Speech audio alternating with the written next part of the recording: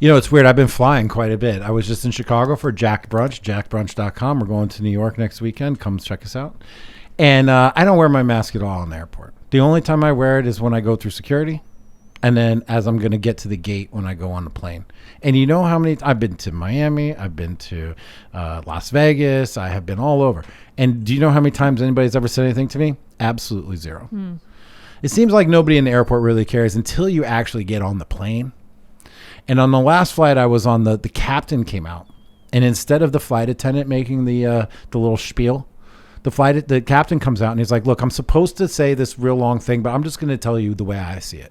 And he goes, we have to do this. And if you turn my flight attendants into the mask police, I'm going to send you to the cops. He's like, it basically he was saying, it all sucks. Please don't make my flight attendants who are just trying to earn a living turn into some sort of masked Nazis. Like he didn't say, I had to ask my wife afterwards, I go, did he say masked Nazis? because that was the vibe that he was putting out, right? The captain, when have you ever seen the captain get out of the cockpit, come into the corridor and make an announcement pre-flight? I fly a lot, so. You don't fly anywhere, do you? No, I used to fly twice a week. Okay, right, but not recently. Premium, platinum, top tier. I've seen the captains come out. Yeah, totally, and I'm sitting up front as well too. But it struck me not for something like that because it's the flight attendants reading the thing. But like nobody in the airport wants to enforce it. Nobody wants to. Nobody wants to enforce these things. And back in March of 2020, when the first mask, I think you're wrong.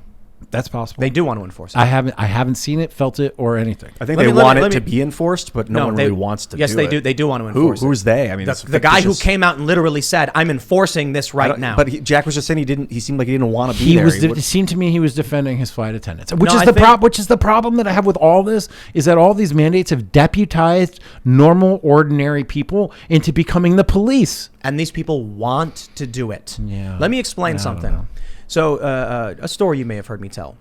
When I had a friend say, I wish I could do what you do. I want to travel the world. And I say, okay, buy your plane ticket and go travel the world. Yeah. And they were like, well, I don't have the money for it. What do you mean? You got this fancy apartment in Brooklyn? Like, oh, well, I mean, I don't want to lose my apartment. I'm like, because you don't, you want the apartment more than you want to travel. Yes. So when someone says, I want to do something, but they won't do it, they don't want to do it. When someone says, I don't want to have to do it, and they literally do it, yes, something made them want to do it. Defending his staff. That's what I felt like his motivation was. So and I can appreciate but I can appreciate that. I can appreciate not just like I don't want to be bullied into taking the vaccine. I don't want to be bullied into bullying my own staff to do things. What would happen if he didn't do anything? He would be cited and fined. By who? By the TSA.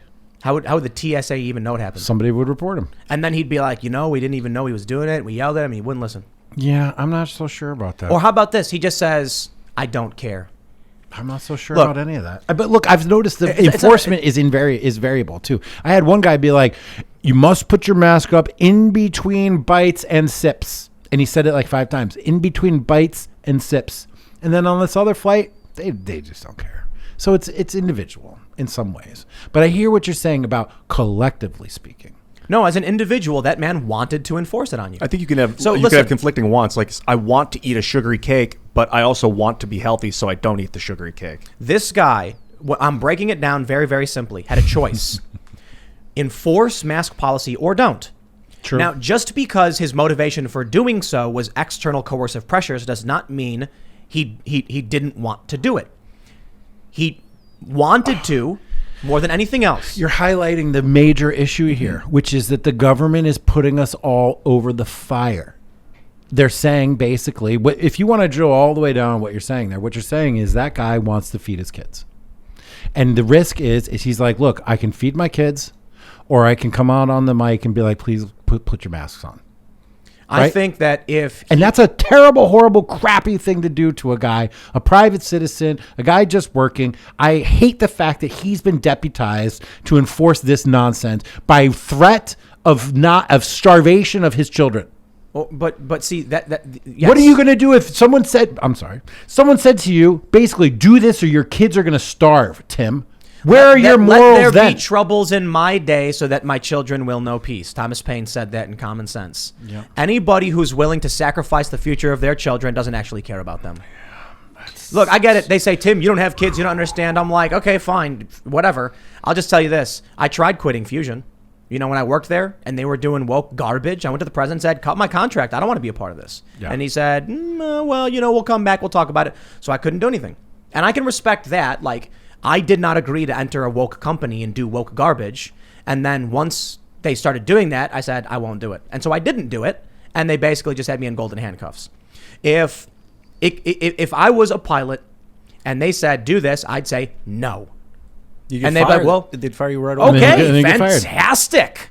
Great. But it's not fantastic for people. That's the problem. I don't care. I understand this black and white like division. I get it. I totally get it. And I'm in a luxury position where I can make the same statement. Most people are not. Most people are not. And in fact, my luxury is running out because the mandate now is going to be that all varsity athletes in high school have to get a vaccine in Montgomery County, Maryland, where my kids go to school. My son is a high school baseball player. My daughter is a high school rower. And if they want to continue on in the sport that they love, playing for the school that they like and that they go to, they're going to have to get the vaccine. What am I going to do? What do I do then, Tim? I tell my kids, forget baseball, forget crew. Yes.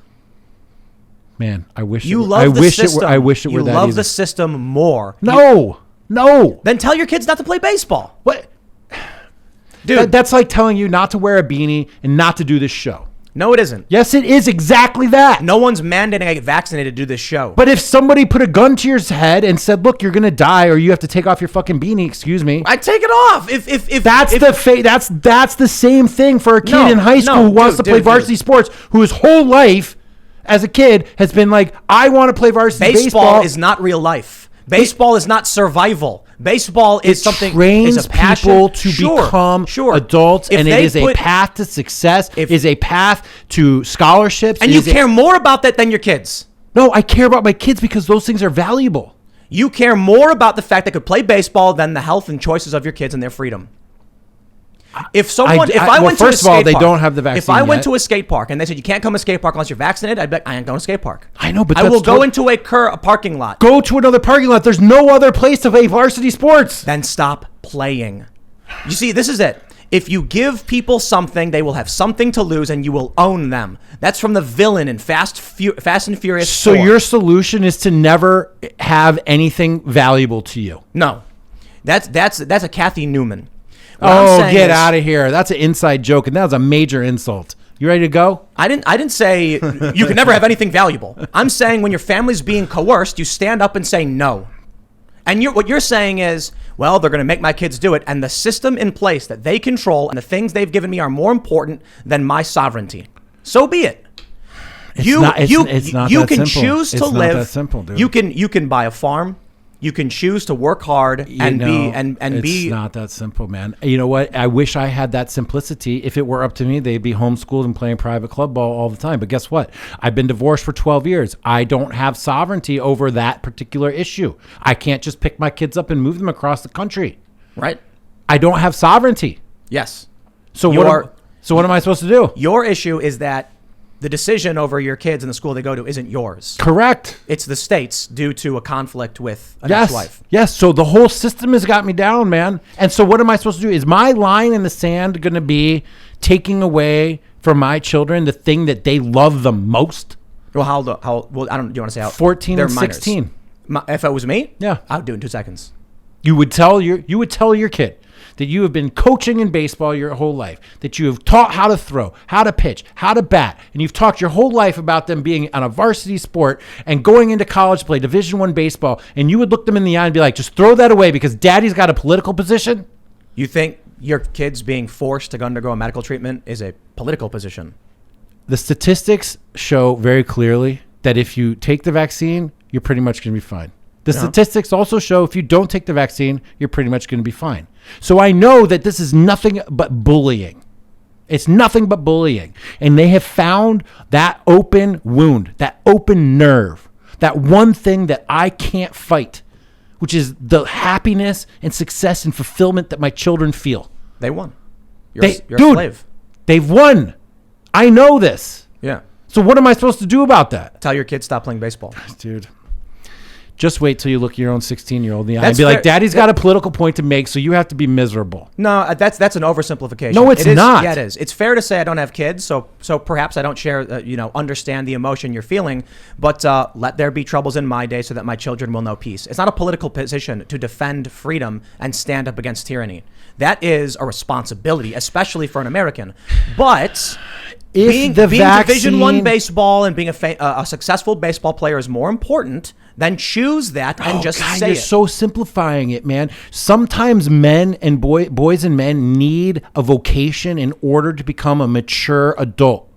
And right now, for my son in particular, being a baseball player is how he's learning responsibility, how he's learning discipline, how he's building his body, how he's learning about nutrition, how he's learning about risk taking, how he's learning about courage, strength, loyalty, being a good teammate, What's more competitiveness. All those things are more important. They're more important than personal freedom and sovereignty. When I don't have a choice. You do have a choice. You just don't want to admit it. You don't want to admit it, bro. No, actually, at the end of the day, I'm not going to have a choice. You know why? Why? Because if I take this all the way down to the final road, she's going to go to court. She's going to get a court order. The court's going to bring in their physician. The pediatrician is going to say that the kids should get the vaccine, and the judge is going to order it, and that's going to be that. And you'll have stood your ground. Well, I have stood my ground so far, and I do anticipate standing my ground as long as I can, for as possibly long as I can, until the absolute last drop dead point where I have to like rip the dreams out of my kids' brains and hearts and crush them and make them cry in front of me.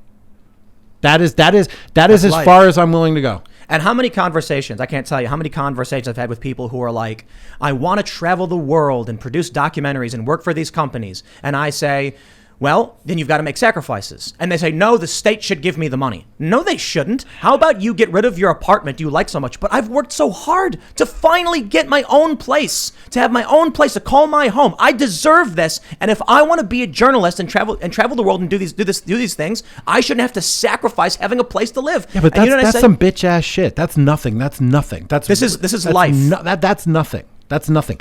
That is making decisions between I want to drink beer or I want to drink water. I want to work at this or I want to do that. That is somebody's choice, okay? We're talking about government compelled vaccines and medical you have procedures. a choice to fight or capitulate. And I to. do, and I will fight it as far as I possibly point- can. But the point what I'm I'm making doing with is this- I'm acknowledging that I will do nothing but fight.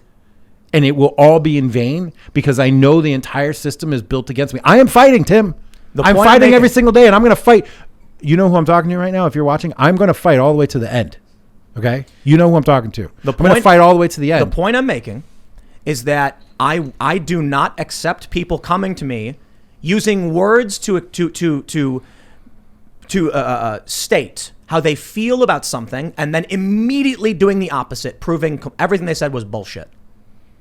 When someone says, I just wish I had chocolate cake, and I'm like, there's all the ingredients in front of you. I'm not going to make it. So you don't really wish you had it. Dude, You're not totally willing to understand do what you need to do. I totally understand that. If the vaccine had a 20% rate of paralyzing kids, obviously this choice would be much more clear. Right? The negative side effects of the vaccine are almost the same as the negative side effects to getting corona. They're very close. We're talking about 99.9% of this or 99.9% of that. Did you see the study that said that there's a higher risk of myocarditis than? Yes, I read that. Of course, I have a history of pericarditis. I have a history of heart inflammation. I am completely zeroed in on this issue in particular. That study was preprint. Look, I tweeted that study. I was like, yes to this study. It was preprint. It was not peer reviewed. It was only on 120-day hospitalization rate, and it had some stale data. Okay, it wasn't perfect. People have been tweeting out like it's been perfect, but it wasn't. A lot of the stuff people have been tweeting out to counter the vaccine mandates are like imperfect. It's all imperfect, and this is why I want more time. The rate of change in the data is still so great. But let's slow down. This is not about the vaccine. No, this is about being compelled by the government to do things that you don't want to do. Exactly. And so the issue is the issue is do I want to make my political point for on the blood of my children? No. Or do I have an alternative route where I can make a political point that has more impact with less negative side effects? And maybe I'm cucking out, excuse me. Maybe I'm being a bitch in this matter. You just said the F word. I know. I'm sorry, dude. But like my point is like sometimes the cost benefit analysis, when it comes down to it, when it's your kids' hopes and dreams, and for me, I have alternative avenues, right? Like I have a show, I have an audience, I have influence, I can make things happen. I have a way to impact the world that doesn't revolve around me sacrificing my kids. Well, how are you sacrificing your kids? By if I refused them ultimately at the end of the day, if the only choice they had was vaccine or athletics, and I said no athletics to them, that would be sacrificing them. But there's other ways to engage in athletics. One can, yes, if you move to Florida, if you move to West Virginia, if you move to Texas. But again, I'm hamstrung. I'm screwed. What do the kids? That's how they win. What do they want to do? What do the kids want to do? They want to play varsity sports, and they don't want to be bothered by this. How do your kids feel about getting vaccinated? My son, he's as based as it comes, so he's kind of like, I don't know, maybe I should, maybe I shouldn't. My daughter's like, I don't care. I just don't want to be hassled. Yeah. This is how because they're not informed. They don't really know. So this is why I quoted the Fast and the Furious villain when he said, "Give the people something to lose, and you own them." Imagine what life would have been like for you and your family 300 years ago. You wouldn't be having this conversation. You'd be like, if my kids are going to eat, they're going to go break their backs in the fields all day with me. Yeah. Now you're like, my son needs to play baseball. Don't mock it like that. I'm not trying to mock it, but let's put it. There are very few places in this world today where a young man can learn virtue. Okay? Competitive sports is a place where you can learn virtue, courage, honor, loyalty. How about an MMA gym? Vax mandate in DC, bro. What am I supposed to do? They're boxing me in every which way possible.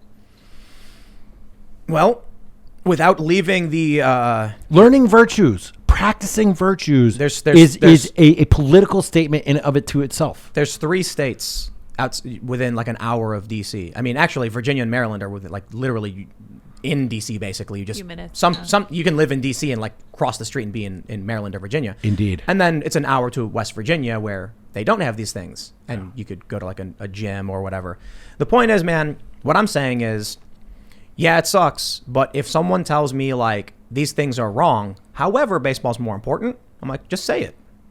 Oh, character development, virtue development. Okay. Yes, all of those things through baseball that your son learns are more important than like standing up to tyranny. You talking about building for the future, building a child that is virtuous, is courageous, is honorable, is loyal, is perhaps more important for the long term than making a political stand in a losing battle today.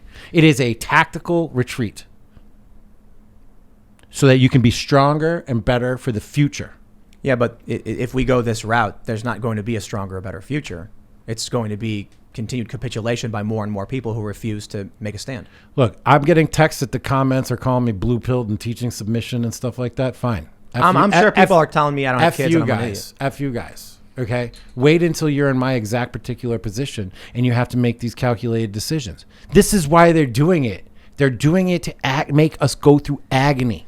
Yep. Life is agony. Thanks for checking out this clip from the Timcast IRL podcast.